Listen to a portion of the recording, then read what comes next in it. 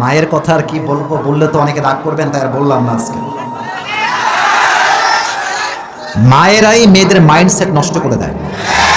বলে শোন, আমার বাড়ির জামাই যে হবে সরকারি চাকরিজীবী হওয়া লাগবে। আর আমি খুব খেয়াল করেছি, যুবক ভাইয়ের দিকে তাকাও, সরকারি চাকরিজীবী ছেলে যদি হয়, মেয়ে তার মায়ের সামনে ওপেনলি প্রেম করে। আর মা বলে তুই চালিয়ে যা, मैं तुम्हारे साथ हमेशा हूं, हमेशा के लिए। ছি ছি ছি ছি ছি ছি। কেন? সরকারি চাকরি আছে। সরকারি চাকরি জীবনে আসল কিছু নয়। একজন সরকারি চাকরিজীবী মাঝে মাঝে 1 লাখ কামায়, আর একজন ব্যবসায়ী মাসে 10 লাখ টাকাও ইনকাম করতে পারে। যুবক ভাই, আমি কারো বিরুদ্ধে অবস্থান নিচ্ছি না, বাট মাথায় রাখবেন আমার মায়েরা, please don't take it negatively.